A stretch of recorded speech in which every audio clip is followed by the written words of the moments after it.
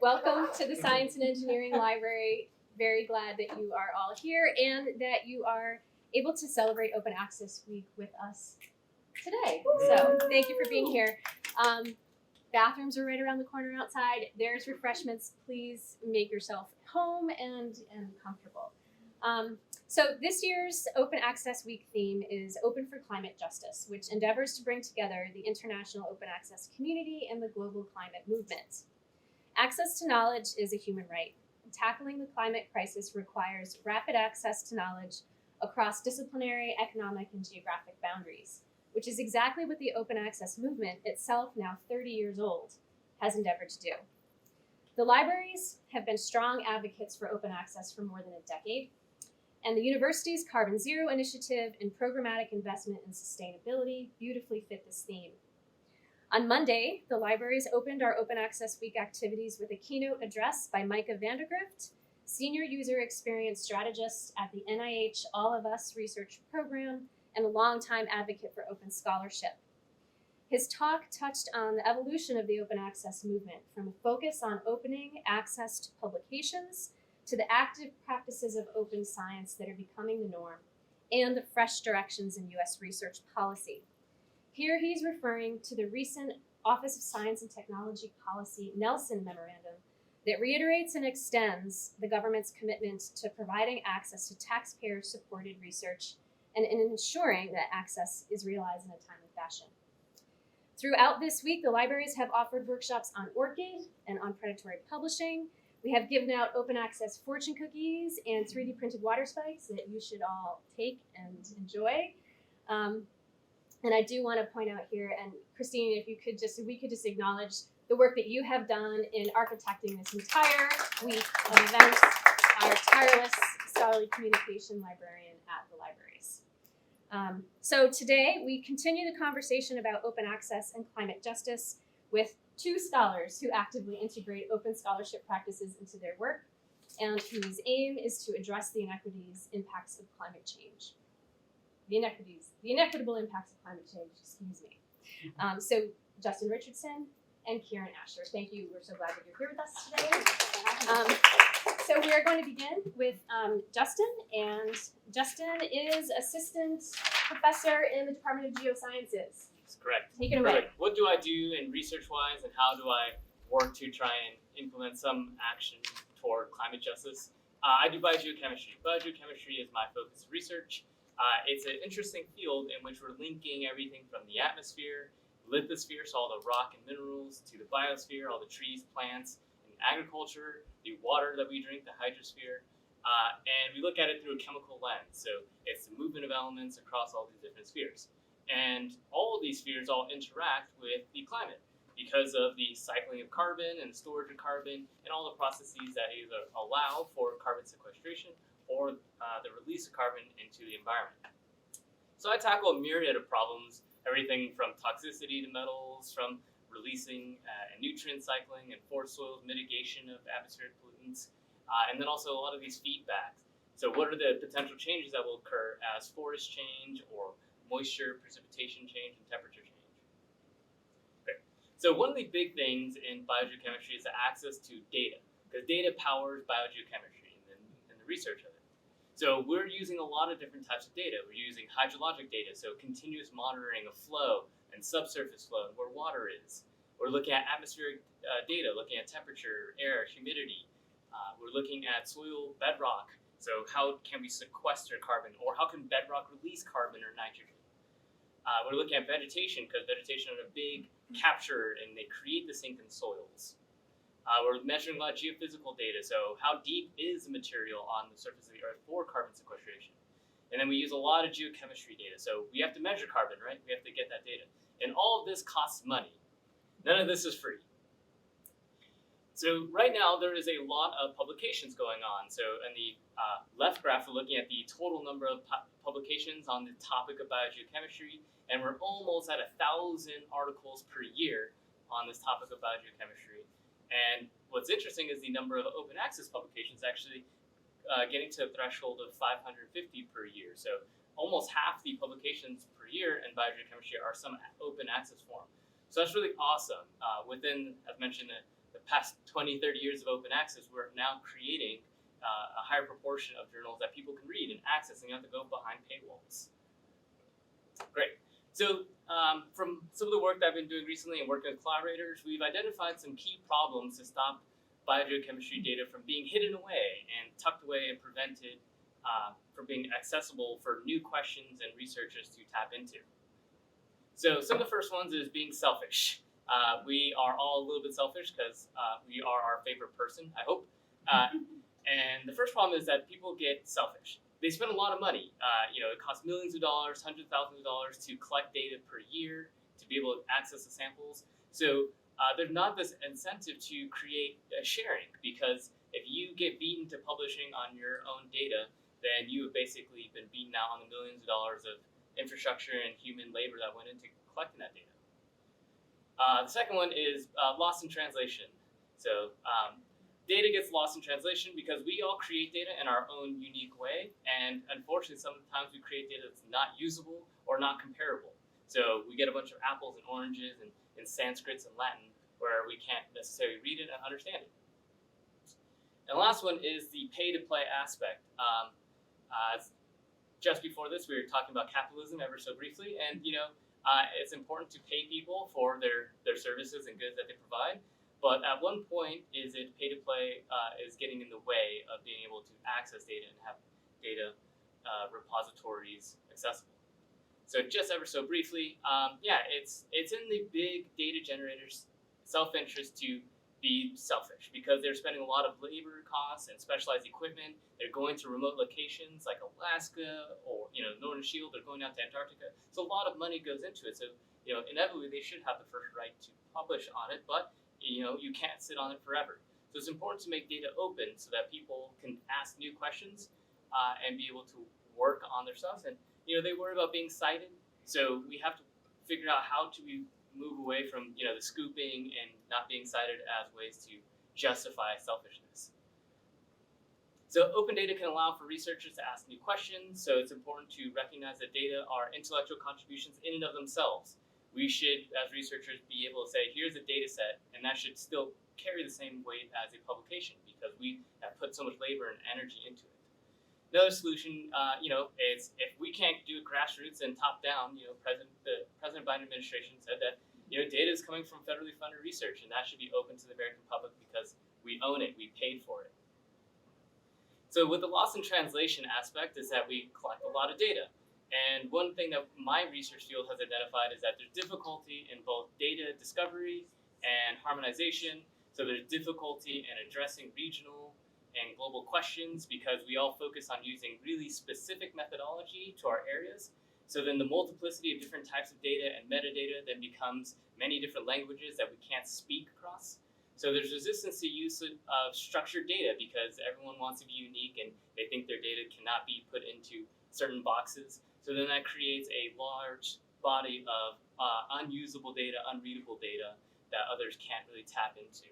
So it's basically creating dead data or lost data. So we've got to stop shoving square pegs into round holes. And some of the solutions to doing that is actually as fields move towards standardized methods and making sure that we have standard protocols for our metadata so everyone can understand what goes into creating our data. And the last one is a pay-to-play incentive, which people want to get paid for their activities. So just as a quick example, the journal data offered by MDPI will host your data set for a small charge of 1,400 Swiss francs. So how do we work so that people can get paid, but we as researchers should not have to pay for our data we labored for to be stored? So many repositories in biogeochemistry, there's over 55 of them, and they have different requests about how to put your data on so that it's useful, that people can find it, it's understandable, and that they can definitely feel comfortable using that data to approach new questions. And especially when you have developing nations that don't necessarily have the resources to pay for new satellites and pay for new global imaging data, that if they can't access the data and find that data, then those researchers will not have the justice aspect of being able to use that data to protect their own nation. So some of the solutions is that curation costs money, right? That's why we have awesome librarians, because they make sure that our data and our books are usable and we can find them. So how do we make this burden be shared? So we want to have researchers be able to use standardized curation methods and metadata to make sure that all the data is searchable, findable, and usable. And then our second solution is that we have over 55 different repositories if you're a biogeochemist. Where do you find data? And they all have some overlap to an extent. So we want to make sure that we move away from just kind of dispersed systems and build grander systems to be more greater than the sum of our parts, right? Our individual parts. So we want to work towards systems of libraries that are free and supported by the community, but not by the individuals themselves, because that is a barrier toward making data open. Cool. So that's my short spiel on open data and biogeochemistry in the world I work in. So yeah, we have to work on incentivization and recognition that creating data is just as important as writing a paper. Standardizing methods so we can not have data loss in translation, and then through changing management. So how do we make sure we have standard protocols for our metadata and make sure that our curation doesn't go all on our librarians, both in physical form and digital. Mm-hmm. So that's all right. Thank you. Thank you. And before we go into questions, I think what I'd like is to hold questions to the end so that we can have a larger discussion together. And so I'm going to now turn it over to Kiran Asher, Professor and Chair of the Department of Women, Gender, and Sexuality Studies. Thank you all for coming, especially my students. It makes me really happy, right? It's sort of like that's why we're here. And thank you so much, Christine and Rebecca, for organizing it. And thank you, Justin, because a lot of what you said is actually helpful to have a discussion. So I'm a former scientist. I guess I'm still a scientist. So my earlier work was, early slides that Justin had about collecting data. So a lot of my work was collecting that kind of data, atmospheric data, hydrological data, a lot of that stuff. And as folks know, in science, it's 99% perspiration and 1% inspiration, and we forget the 99% perspiration. But today, and again, I didn't know what the audience was, I'm going to quickly sort of show you a bunch of slides, and then we can open up to questions. There's 20 slides, far too many for a 10-minute slot. In the first 10 slides, I'm sort of talking a little bit about how talking about climate justice is, if you want to open for climate justice, you have to be thinking about abolitionist science. And what do I mean by that? I'm sort of thinking about climate justice as a subset of or linked to broader struggles of justice, right? That science is not outside of other kinds of struggles, other kinds of politics. So not only is the issue of many countries in the third world, where I'm originally from, can't have access to the data, and that's part of the reason why many of us come to the US to study, but a lot of the data is also collected in places of the so-called third world. And then how does that work out? And then 2 days ago, there was an amazing talk by a Shoshone historian who was talking about the Human Diversity Genome Project, right, which is a really racist, problematic project in which data is collected from human populations across the world, ostensibly for cultural ends. But then again, what is going to be done with that data, right? So there's money, and then there's capitalism, so we can talk about all of these. All right, so moving quickly, and then we can have a conversation. This could, of course, also be property rights. This is my field mother from 1991, when I was in the Amazon. And she used to make, I still have those hats that she taught me how to make. And you start from scratch, from collecting the plant, figuring out which plant to collect, stripping it, and and then drying it, to cutting it to correct sizes, and then each hat that she makes, and there's no details on this one, have different designs, and they have the most amazing names. Of course, in the United States, if folks design this, you would put the name of a designer, you would call it intellectual property rights. In the so-called third world, it works differently. But I'm moving off script. So some parameter of my definition of climate justice, right? What do we mean by climate justice? There's different ways of thinking about climate justice. So just a few things, right? It's not a comprehensive list, but deep analytical, ethical, and political commitments to more just natural cultural worlds. And again, we can talk about what natural cultural worlds mean, right? That we think about science and social science or the world of nature and culture to be separate. But as a feminist science and technology studies scholar, or somebody, one of the reasons why I went from the sciences to the so-called social sciences is to find that the world that I was studying in very separate kinds of ways is actually deeply interconnected. So analytical, ethical, and political commitments to thinking about these worlds together, informed by and in critical solidarity with a range of radical political traditions: feminist, Black, queer, indigenous, anti-colonial, I just some names. And on that slide, you'll see Olondra Nelson's quote come up, right, about the need for open access. Again, a Black feminist scholar who does really important work in science and technology studies. So when one is thinking about climate justice, one really needs to be thinking about climate justice in a broader sense, right? At least in my definition. And it's not a personal definition, it's a political and broader definition, right? Linked to non-aligned struggles across the world from history to the present.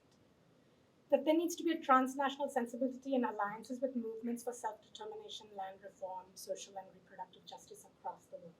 The things that are happening over here have deep connections to things that happen other places as well. Not just right now, but across time.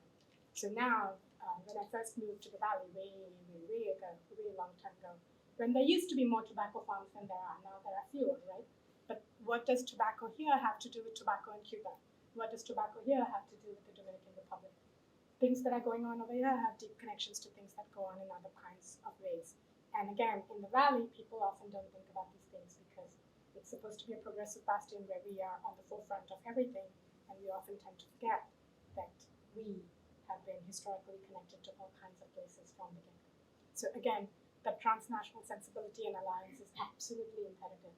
So mining data, right? You give me words, I'm going to play with it. So what does mining data have to do with actual physical mining? And how do they play out the issues of climate justice? So jumping to the specific topic, when we're thinking about open access, we need to assess what we mean by open access. And I was really happy that there was a workshop yesterday that Christine had led talking about the workshop about how do you think about these issues, right? Just because something is open access does not necessarily mean that it's by definition equitable.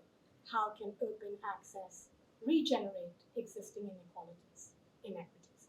So assess open access resources for climate justice is a very active process that we need to think about again. These are short forms, right? It's like PowerPoints are violence. You climate, take complicated things and you put them on a slide and you simplify them beyond recognition. But avoid predatory publishers. What do I mean about that? Right? I don't mean don't go to Tigers, but be attentive to feminist and abolition ends. If there's one takeaway lesson from this that I'm going to say in the next 10 minutes is just pay attention to those. And again, what do I mean by those? Right? It's like that's a short slogan, but part of the assessment is what do we mean by this? And read critically. So here are two open access or seemingly open access sites. They are open, right? Websites. One is Climate Justice at the University of California about what is climate justice. And then there is one from the World Economic Forum on climate justice.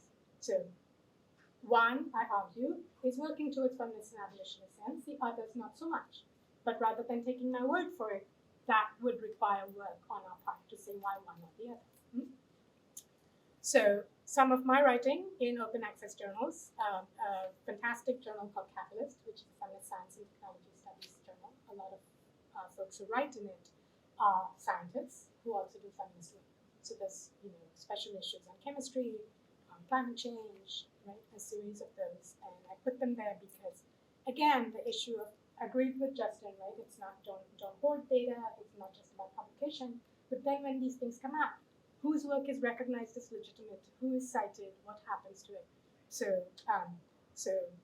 trained as a good scientist, you usually don't put yourself up here. And especially, I was born and raised in India and trained in India.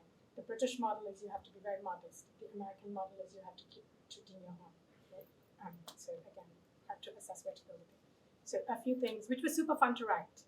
Very different from. So a lot of these pieces are sort of my going back to my scientific work and then writing about it for a different kind of audience, which was a lot of work because I had to think in a different kind of way.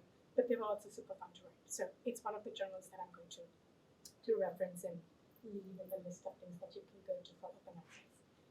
Back to issues of knowledge production that Justin has raised, right? So we can go to this and there's data, which is a form of knowledge, but what does it mean to think about it in a feminist kind of way, and what does feminist science and technology studies do, and it's one of the reasons why I moved from the sciences to the social sciences.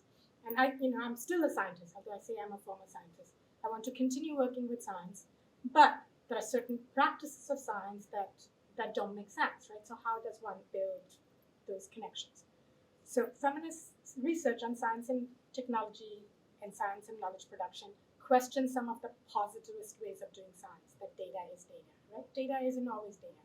Who is collecting the data? What kind of data? If you're going to standardize it, right? And I'm not necessarily against standardization, but then if it's standardized, by what standards? What's included? What's excluded? Right? What are the parameters of thinking about those things?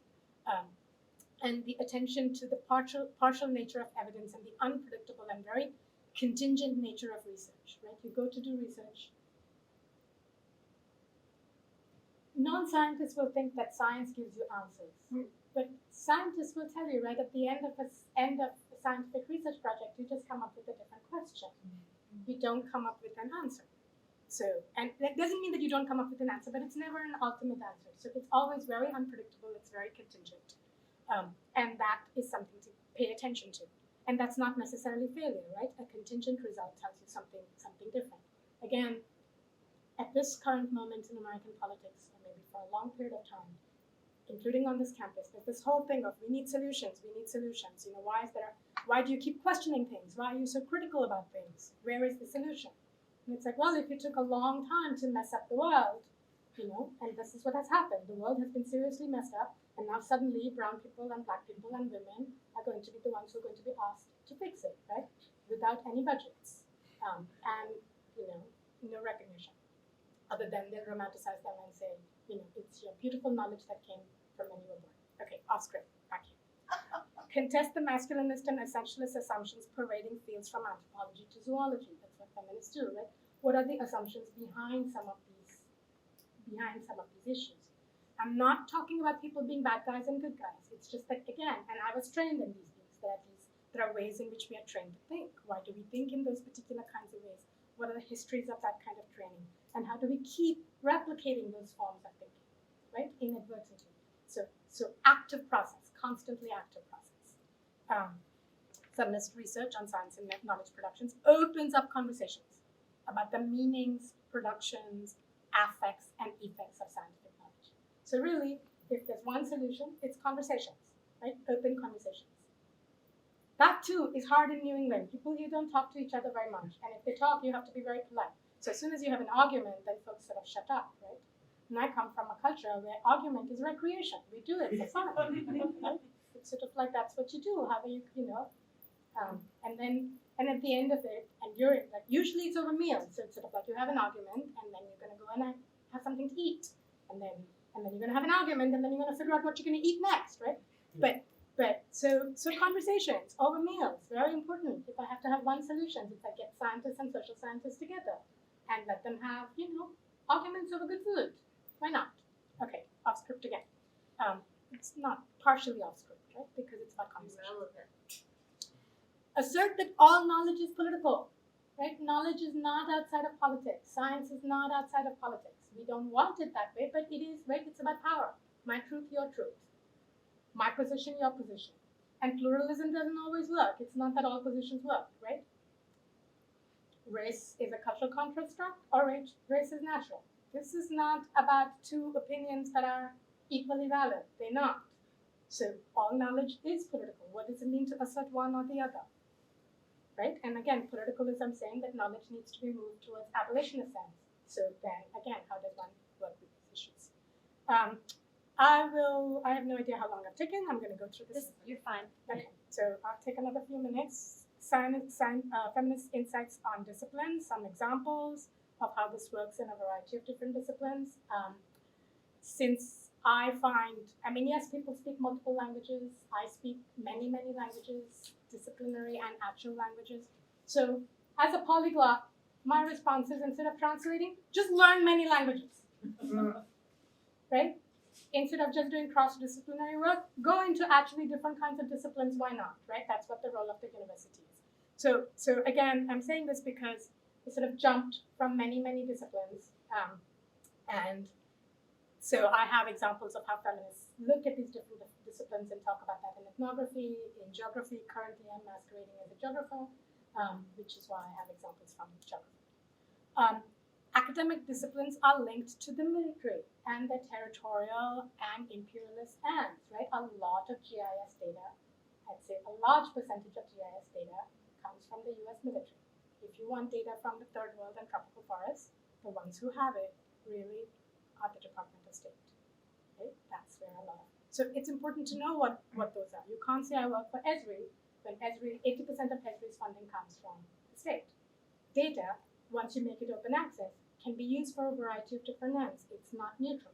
So again, I'm not arguing that it shouldn't be. Absolutely, it should be. But then we need to learn how to assess it. What is it going to be used for, right? In one of the former departments that I was, one of the arguments that I was having was the GIS folks were saying we need to put slides all across the city that I was living in at that time, and we collect a lot of data about crime. But that can also turn into a technique of surveillance, right? Data is not neutral.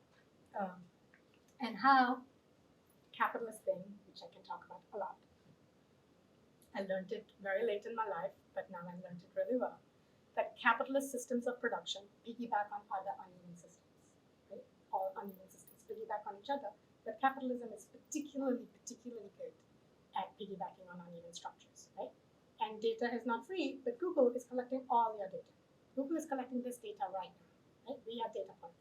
So again, how in this particular moment where all of us share all our locations, I have this illusion where I won't turn on location services and I won't use all these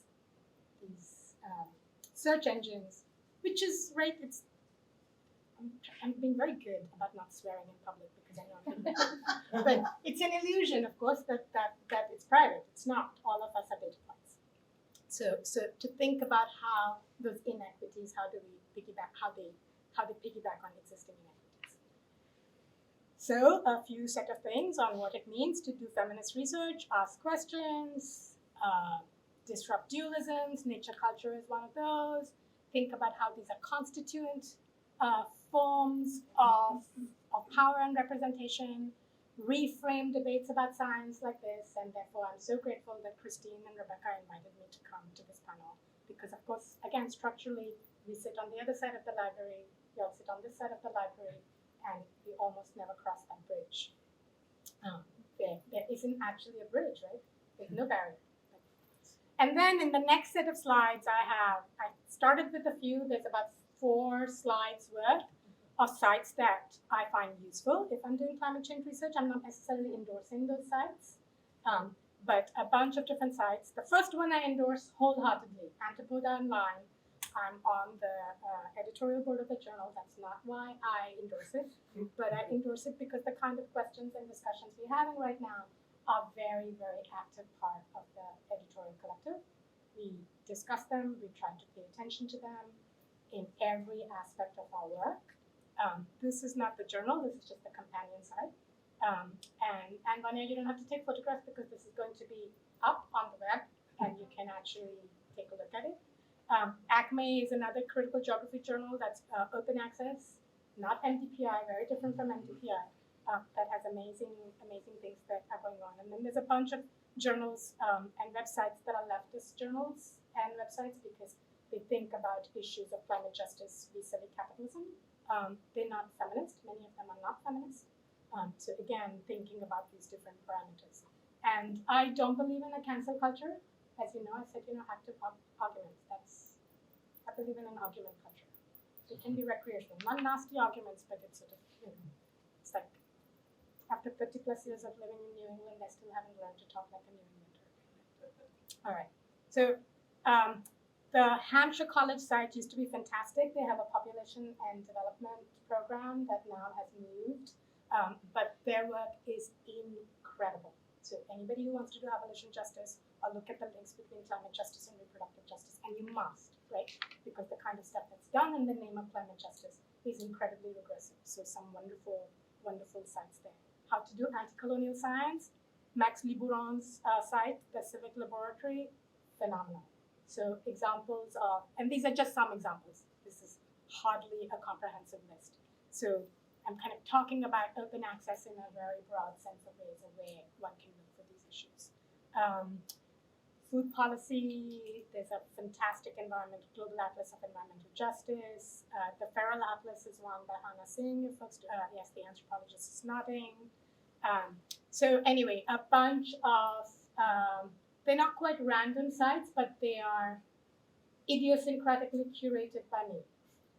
And a whole bunch of others. Somatosphere, another one from anthropology that's really fantastic. Undisciplined Environment, a fantastic political ecology website. So all of these aren't just focusing on climate justice per se in the narrow sense, but if we think about climate justice as linked to broader issues, then they're addressing all of those. And also most of these sites are not sort of anti-science sites, right? This is not about being against science. It's about thinking about how one addresses these issues together.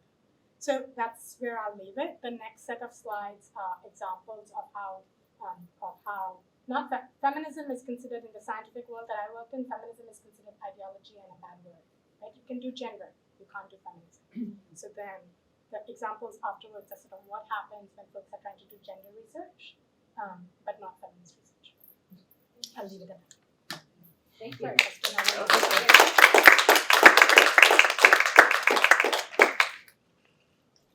Excellent comments. Thank you so much. And I think we have a lot to sort of mull over here. So I welcome, we have plenty of time for discussion and welcome any comments from anyone here or questions for either of the panelists. And I have a couple. First, Justin, thank you. You mentioned incentives. Yes. So, can you give some examples? Absolutely. So where do I begin? About incentives, I can rant all day. So scientists, those who do science, are incentivized by many reasons. First and foremost is money, right? To sustain oneself, you have, in a capitalist society, you have to have money to pay for yourself. So that means that if you are going to be paid, you have to then earn your keep. So that means that you have to do science. And it needs to be fundable, because that's the next part is that way back in the 1940s, they were just money to pay for scientists at state institutions to just do natural research. But after realizing that, some of these scientists aren't maybe doing so well, and also recognizing that, hey, we're going to have some budget issues, it's like, okay, you have to now fight for money. So what really wasn't until like the 40s, 50s, where fighting for money and writing grants actually became part of the academia that we know now.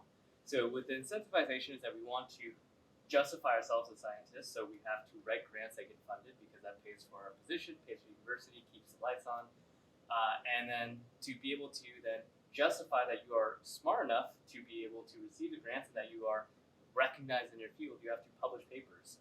So the incentivization is that you need to publish to then justify your expertise and to play the game as we have academia, because publications are transactional currency to show that we can exchange ideas in a unit that is defined and usable. So the incentivization is publications and grants, but then there's also several other forms of incentivization that's a little bit more perverse, right? You have incentivizations for like peer review is not peer nor review. There's someone who's seen as more knowledgeable to then review your work through their lens, and they can say what's good or bad. And the review of like grants is also through the lens of a reviewer, and those are typically more senior people. So there's a bit of the old eating the young, as in they can see the ideas and kill them and take what's good from that. So there's lots of other perverse incentives for self-preservation, because of course we like ourselves, like I mentioned with selfishness. So what better way than to make sure that your ideas are loved by others than to take ideas that other people think is good. Mm-hmm. So there's a lot of this incentivization that's not good in academia of grants and publications, and then justifying your existence through your ideas and publications. So the incentivization is very tough to deal with, right? Because you can't give a researcher carte blanche, or else some will generate new ideas, but if there's no forum to challenge and require people to work harder or to innovate, then things can get stagnant. So there's lots of tough issues encompassing that. You could probably do better. Well, I would argue against it, right? Because that's one way of thinking about it. While there was money in the 1940s, is that it was science. I mean, science is supposed to be for human good. So there was publicly funded science. And right now, the grants that you apply for are coming from capitalist organizations that want the data, right? So part of what they're saying is that you collect the data, but if you read the not so fine print, it says that data is ours. You can, and in fact, some of them might even say, you need to take our permission to publish from it, because if you find that you've done research that shows that this drug that they came up with is actually not doing, that it's just a placebo, you might as well just take a sugar pill, right? You can't publish that. So I would say that this is part of what I mean about abolitionist sense, of thinking about them in a broader sense. And again, so it's not an argument saying that actually it is. Saying that system is not doing what it is intended to do, that there are other ways to think about incentives. And human beings, again, feminist research has shown, and not just feminist research, right? Anti-colonial research, indigenous research. People are not necessarily selfish. You can think about this as being collaborative works. I may not be interested in myself alone, right? And in fact, if you think about folks like Paulo Freire, if you are not free, I cannot be free, right? And you can think about this with respect to climate justice, and it's deeply embedded in science. We are all trapped in these kind of structures, all of us, so much so that the humanities are not considered as good as the sciences because folks don't want to fund humanities research, although really humanities and sciences come from the same source in the Enlightenment. It's all about the human good, right? Science and social science were not separate things. Enlightenment 101, when we move away from God, right? Human beings are doing work on human beings for the good of human beings. So this geoscientific research and research of knowing the world for other ends were all part of the same board.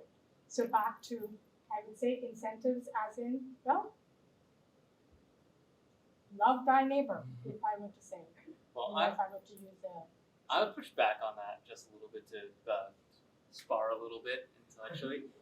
There's food. So Yeah. we have food. Yeah. So if you want to go back to Enlightenment and think about what was being generated at the time, we see alchemy and false truths, and nothing actually helps humanity. And really, the terse sciences that are tough, and that's what gets the most funding, are the ones that feed billions of people and develop new drugs, and they solve lots of issues. And I've never seen a book that doesn't contain data being tested that's helped people feed themselves necessarily.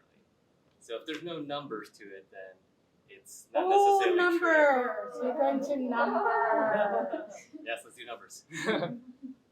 We can continue to spar, and we will, but I know Vanya had a question and Rebecca had one, so we'll I have a question because I'm interested in, I'm thinking about my future research. I'm so very concerned about, the tipping point. We're almost there, 1.5 Celsius, right? So I know that, okay, we generate a lot of data. I generate a lot of knowledge, climate knowledge from data. But I myself, I support the climate action. So I'm thinking about the gap, between, knowledge and action, and which is what I want to do for my future research. So I have seen AGU. They have done a lot. Webinars are fantastic. They have they have science and society webinars, which is very good because they are trying to bridge this kind of science and social gap. Wait, who's this? American Geophysical. Yeah, AGU. Yeah, and so I think what is the idea? What is the picture? You can talk about how you're going to bridge the gap between knowledge, data, knowledge, and action. Yeah. Maybe you could tackle the action versus Why? knowledge, and then I could come in after. No, Should go first. Billy. This three first? Okay, so for those who don't know, American Geophysical Union is a 25,000 person conference in which geoscientists across all the spectrum, from climate and cryosphere to mineralogy, volcanology, seismics, and biogeochemistry all come together in this large forum to then understand and exchange information. And they're really trying to move away from a lot of geosciences. So last year, actually, with Ephraim Baird, who's now the Department of Energy Science, she runs as the director for that. We were talking about helicopter research, and AGU is full of some of the worst colonial type helicopter researchers, as in, they sit in MIT or Harvard or other institutions in the United States, and then they, grab data from elsewhere, don't bring in collaborators from those other nations, and then take their data and do analysis on it. So that's one of the big issues I have with the AGU is that they're perpetuating it. And recently, the National Science Foundation, under the Earth Science Director, is really trying to push back against a lot of this helicopter research. Meaning, you need to work with the indigenous communities there to develop actual questions rather than your pet project that you see, because they have actual knowledge and from being there about what's changing, and your perceptions about what is changing may not actually align with what's the issues there. So we're trying to tackle that, and you probably saw some excellent talks there, and probably was powered by this helicopter research, colonial research, where I come in, I take that data as mine, and I'm bringing it back to my institution. But getting back to the power aspect is that how do we get the communities to be powered, right? How do they become, partners rather than just participants? They are trying to fund and provide money toward the communities there so that they have some agency. Also, that they're helping to shape these questions. Of course, you have researchers with ulterior motives and other incentives that may not align for it. So it's an interesting partnership. The issue with compromise is that nobody wins. At least that this is a movement away from complete exploitation. So empowering the communities to make change, we're getting there. They need funds and capital to be able to implement change and enact things. As we saw, is that they're having massive water issues. They have shared, and I'm thinking now like in the Arctic, shared toilets, shared showers. They don't have the capital or money to bring in specialists or to be able to put in those kind of basic services. So by being able to pay for that while funding the science to make their home in indigenous areas more climate adapted, it's a tough order. It's a tall order, especially not to be exploited to. So there's a lot for you to research there for a doctor. I think so. Anya, do you have a question? Yes, I actually had a bit of an insight as well as a question. So coming back to the point of incentivization and just how the Western world works, as someone who's coming from Pakistan and applying to university here, even as a student, I just felt like this need to fit into this box of being an individual under a capitalistic rule, because over the years we were doing a reading in WGSS as well about the 1% and distinguishing yourself per se, and it's so specified on who you are and what you bring to the table that we forget that everything we're doing is for the greater good of our community. It is for humanity as a whole, but it has to be mine, and it has to be Wanya who did this, rather than the people who are, as a Pakistani person, I'm doing for the Pakistani community. So in terms of incentivization and the individualism that comes with a capitalistic rule, do you guys think it's gone too far? Because I personally do think it has. You just answered your question. So say more. Why do you think it's gone too far? Because I feel even as a kid, as an 18-year-old kid, I'm expected to have done so much as something under my name rather than looking for the greater good of the community. Because I wouldn't say that people are not credible for their achievements, but is credibility really that much more important than doing something that's good for the environment, doing something that's good for a nation? So I kind of believe that that incentive is very present under only capitalism, and shifting that goal for incentivization is something we should also be focusing on. That it's fine if you're doing something and you're not a savior in this structure. It's fine if you do something and you're not completely credited for it.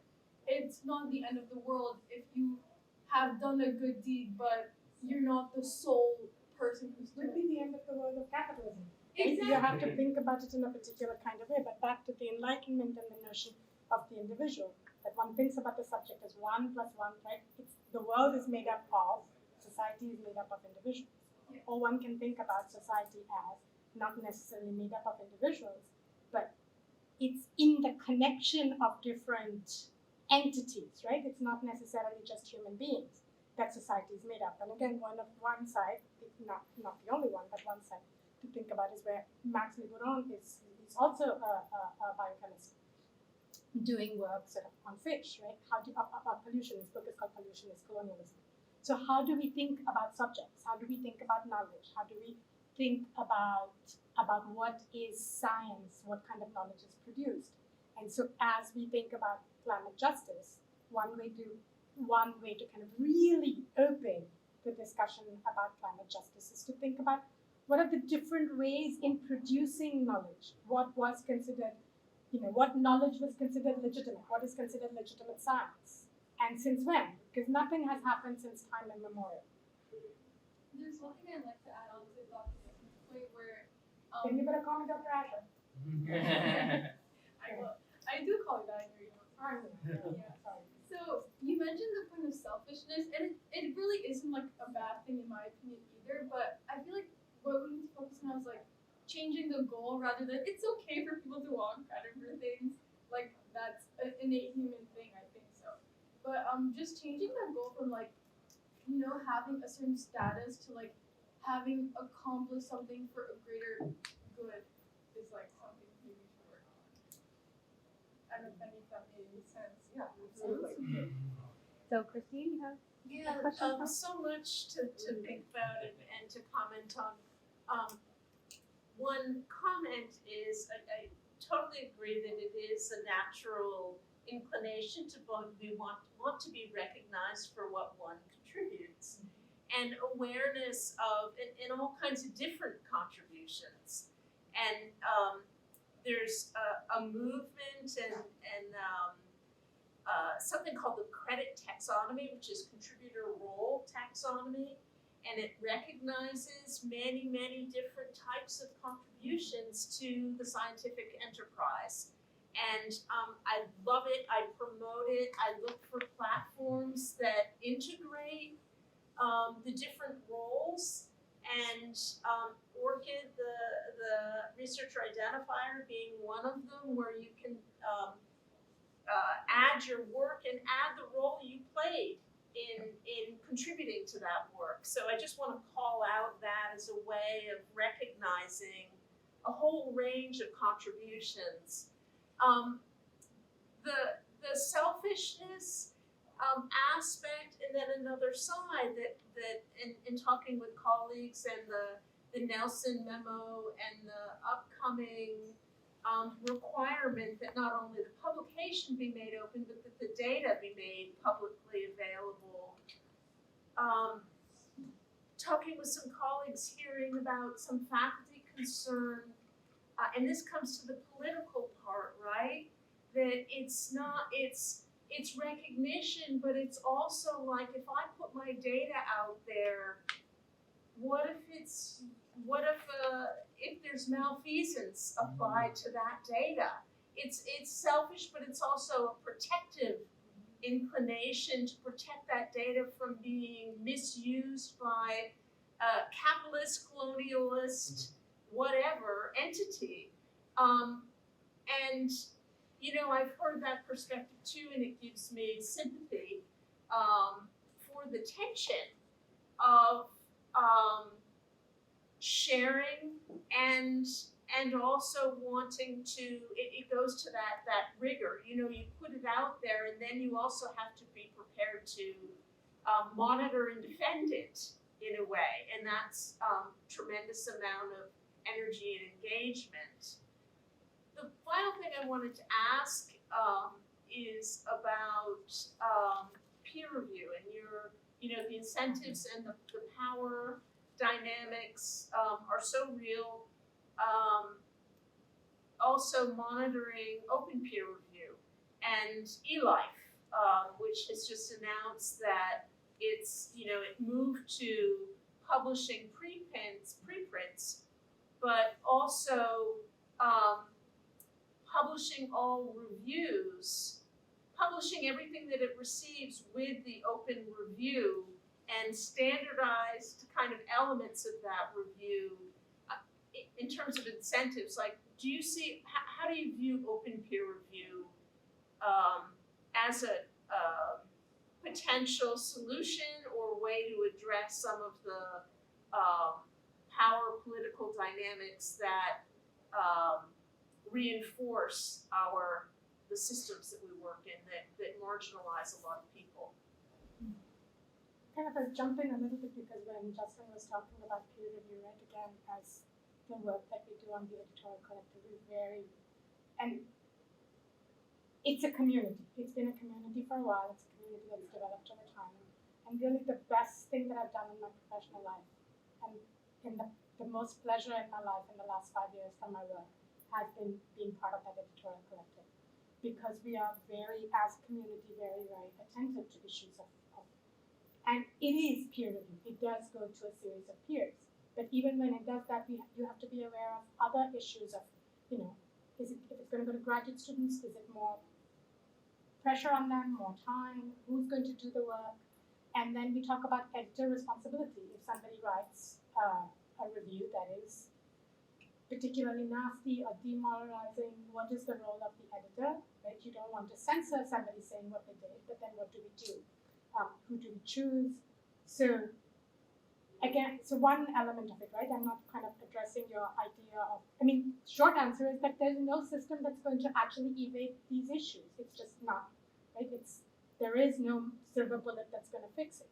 But some of the ways in which, at least at this journal we work with, is how do you think about those particular issues? How do we curate a database of reviewers? We focus on it in terms of our editorial collective, in terms of the editorial board, so that it goes beyond the same narrow set of folks.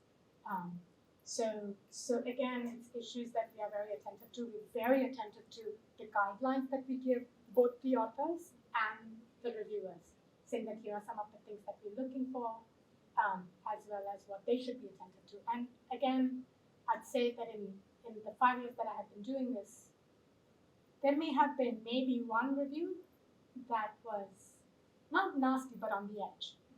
On the other side, when reviewers give feedback that says, well, this is good work, but you're not paying attention to some key elements of a fantastic data-driven paper on migration that didn't take any attention to race or gender.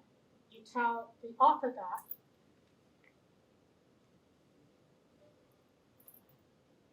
often it's the senior, most established authors who are going to write back a very nasty note saying, I'm an expert on this field. How dare you tell me that these are things that I haven't looked at? So again, a long-winded way of saying it's a constant collective effort. And we started by basically turning it from the editorial board into an editorial collective. We work as a collective. Cool. So what's wrong with peer review? Where to begin?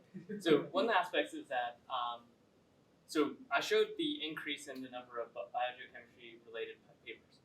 So one aspect is that, is it increasing because, over that time span we went from 5 billion to 7 billion people and we've created, access in developing nations to publish more so that there's more scientists out there? Is that why we're now past a linear increase and now we're on an exponential power increase in the number of articles?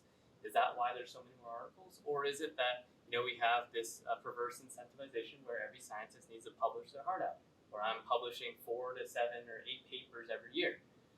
Really? Yeah, so it's like, is that, I'm a product of the system, I know the system, and that's essentially the kind of, it's not okay to publish one really good paper a year. It's like you need to do a lot, as much as you can, if you really want to be a academic that's like competitive at the highest R1 levels. So that's just true. Like if you have one publication, you're, as a PhD student, when you graduate, you're probably not going to be competitive in the science and geosciences. So there's that perverse action where you need to publish a lot, and by creating a lot, then there's a lot of stuff to read, and a lot of it's not great or good, and that means that then there's burdens on all the editors for every journal. So So I'm an editor on a journal, so we get lots of submissions. That's just like, nope, we're not going to send it out to reviewers. And we have to send it out to reviewers. Everyone, we try and invite like 4 people to read. So then there's all these people that we're asking to do unpaid labor to read these articles. And then if you multiply that for every one article I submit, then you have a lot of people that are having to review a lot. So that means you get lower quality reviews. You get people who will have malice because they're angry because they have to review 10 papers that are saying the same thing that's maybe not what they agreed. And the maliciousness of, pops up every once in a while where it's like, I don't believe. When someone says, I don't believe your data, it's like, it's right there. You read it. Or I don't believe the hypothesis. I don't care if you believe it. Look at the data. So there's some of that maliciousness. Now, when it comes to open access publishing and open peer review, my first experience was a PhD student, and it was with the European Geophysical Union. And it's like, okay, we're going to publish this open editorial. So pay us $3,000 now, and then hopefully it'll make it through review, and you'll get published. It's like, wait, you want $3,000 and it's not officially published in your main journal? It's going to be in your preprints? Yes.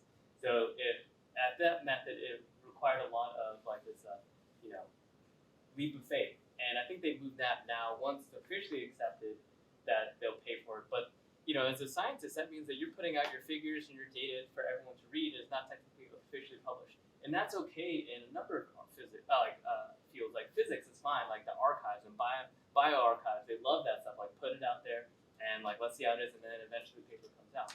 But as geoscientists, we definitely don't do that. I think that there is a push to try and have this preprint, make stuff open, that you're not going to get scooped as badly as you think. It's probably unlikely that anyone's going to be able to replicate and scoop you as efficiently. But the one thing that us as academics are really bad at is that we can pontificate and you come up with any terrible situation that maybe my soil data is going to be used by DARPA to then learn how to microwave soils and then turn their fields into glass so that they can't feed themselves. That there's always these worst case scenarios. There's someone at DARPA who's probably thought about that. That they can just dump salt on your field. That's what they did. That's what the Romans did when they sacked Carthage. So we've already know how to destroy fields. It's very easy. We destroy our own fields. So that is always going to be an issue. You're not going to be always happy. It's important that we put out our data there, and and even if there might be that malice, right? Because there's always malice. That's the unfortunate part about being in the world that we're in. We're in a fallen It's not an unfortunate, it's made unfortunate. But again, as I listen to Justin. My rambles. No, I mean, I'm deeply sympathetic, but it also, it's sort of like, why so many women read science? I was trained as a scientist. I mean, my department has scientists. But why there aren't that many women in the sciences? And it doesn't mean that the field should remain. It clearly needs to change. I mean, and then we can have a discussion. This is the point, one of the many places when we talk about numbers. And one is not necessarily better than others. But why is it understood that 4 or 5 papers a year is better than one good paper? Right? And again, I'm not necessarily saying that one good paper is enough. But why is there not even a discussion in one? Well, 5 is bigger than 1. But why is bigger better? Why is bigger better? Why is more better? Yeah. I mean, these things are utterly subjective. It's like saying a taller person is better than a shorter person. As somebody who's 5 feet 1 centimeter, I disagree. Well, world leaders typically are taller. It's just human psyche. We're humans. We're flawed. No. In our general Western society. No. It's also generalizations that don't work. I mean, really, like brown people, colonized people were supposed to have fewer brains. Or women were not supposed to be human because we had uteri. It's like, no. Anyway, why are we recording this? You haven't sworn yet. Yeah. I've been very good. I can beat it. Okay.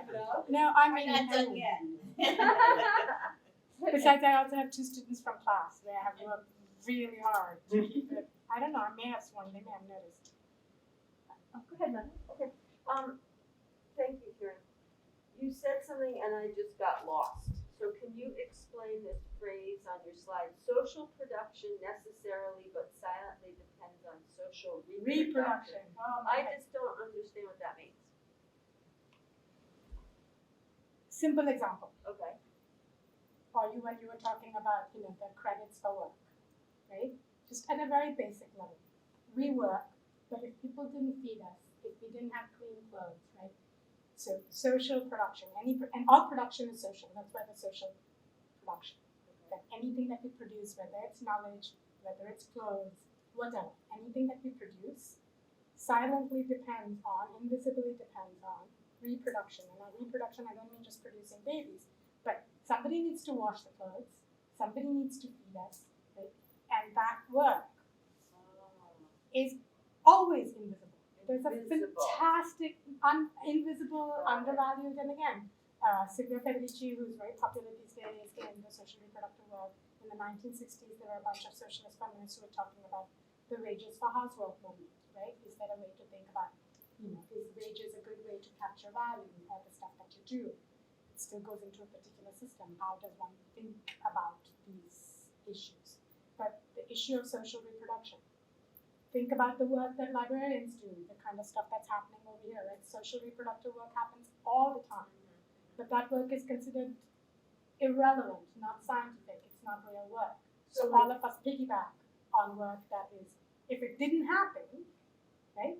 Yeah. We couldn't Justin couldn't write 4 or 5 papers unless somebody is helping Justin look after himself. Or Justin auto-exploits Justin. Don't get To close. produce So invisible labor. not just invisible, undervalued, naturalized, right? It's sort of like unrecognized in a variety of different ways. I can complain to the students office, right? It's like, who do students or people go to ask for that kind of care work? I'm feeling really bad. Students are taking 4 classes. Let's say 2 in the sciences, 2 in the humanities. Which professor are they going to go to ask for an extension, right? It may not even be something that they think about. That too is part of social reproduction, right? Who is supposed to be understanding? I'm supposed to be understanding. I'm not supposed to be the person I am because I don't know, because I'm a woman and brown and I'm supposed to not swear and care, and I don't. I mean, delete that too. Thank you so much. That's really helpful. Paulina. Given your comments on social reproduction, what's your viewpoint of the UMass Jedi Belonging Initiative? Turn off the camera and I mean, No. And then I'll. So you both mentioned that open data, open science is not as widespread in your field as you would like. You're both editors on journals, and you both seem to have different styles of presenting your views to the world. Argumentative, data-based, what have you. What can you recommend for having these conversations with someone who is not receptive to an open framework and the necessity of sharing? Have you changed minds? Can you give advice? You go first. I mean, I don't know if I've changed minds. I've certainly changed my mind. And again, that is why I find collectives useful. And I find collective conversations useful, including, and I've changed my mind about things that I've been deeply attached to.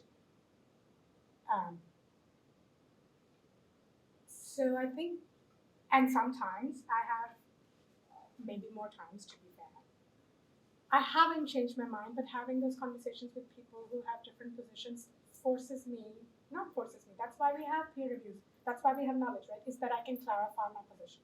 That's why I like coming to forums like this, because it's like, how often, although technically in the university this is what our life is like, this is not what I get to do.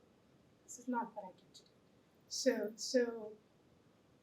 I mean, I don't think that I have a model. I really don't. I don't believe one size fits all, but you have to just keep trying.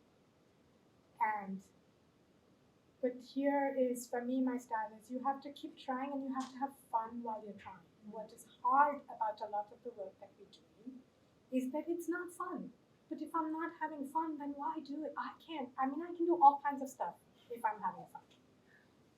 But if I'm not having fun, then maybe it's those peers that are tired, right? So again, I can't give straight answers. I can't be straight about anything. But and family, you can change your family's mind, so don't try. Like some people, you're not the person to have that conversation. Partners, don't even bother. Right? That's a different category. So I suppose first is developing a respect for another person, whoever that person is, including even if they disagree with you, in fact, more than ever. So that again goes back to conversation and respect, the kind of preconceived notions that we have in our head de facto about people. And so it takes a lot of times and it's completely without guarantees. So this is, another of the slides that I would normally have is that what's political work is, but it's entirely without guarantees. And as somebody who teaches, it's deeply humbling to teach because I've been saying the same thing all semester long. But oftentimes at the end of the semester, the students repeat to me what they already knew when they came into the classroom. And whatever it is that I've said has not worked. So, Iterative. or at Yeah. least in this class, right? It may Right. be iterative. So again, not the straight answer to your question, but it's sort of like, and again, doing it in collective. There are times when clearly I'm not the person to be saying whatever it is that needs to be said, and I just need to walk away and somewhere else. In some other places, I can do a better job. So yeah. And food and drink, imperative. Well, I think really briefly that if you think about the scientists that are like the senior ones right now, they were doing their PhDs in late 80s, early 90s, and their articles that we're reading were hard copy, right? They had to be in the library. There's no stealing data unless you put the ruler out there and you did a calculation to try and take their data from their plots.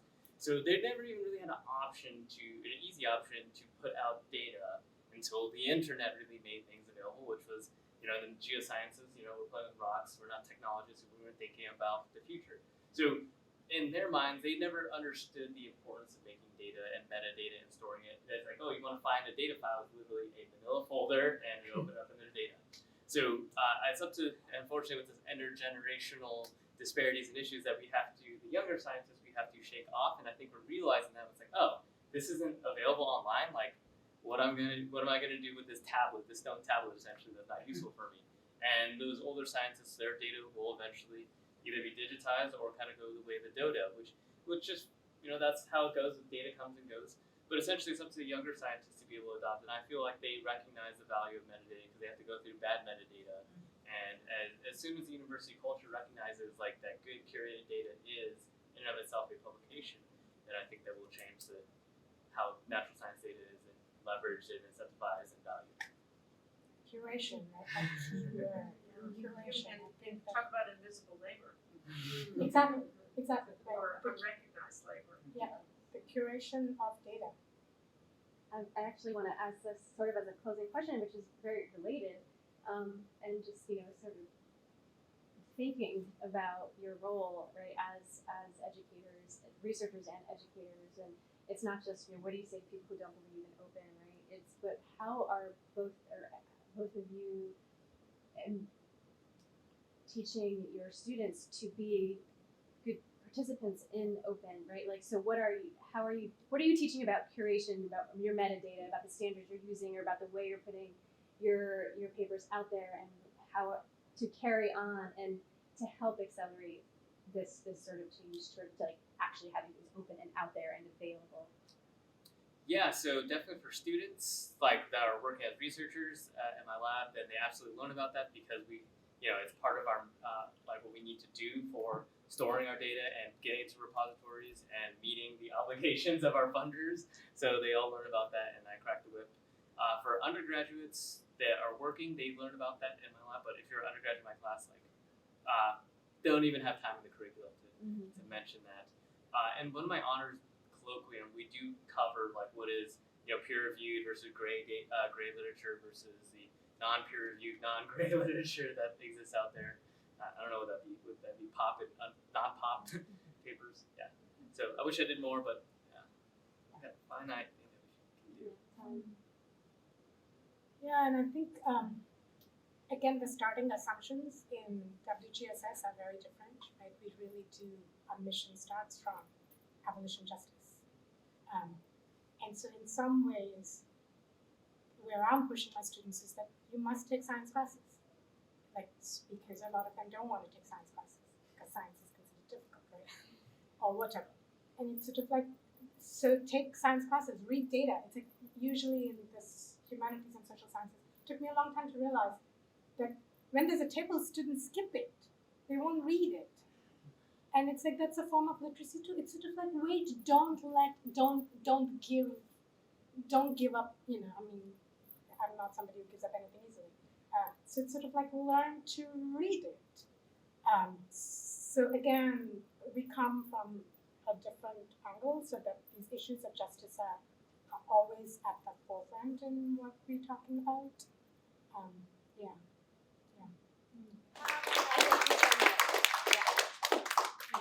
So much like really to think about and to just kind of mull over and bring together.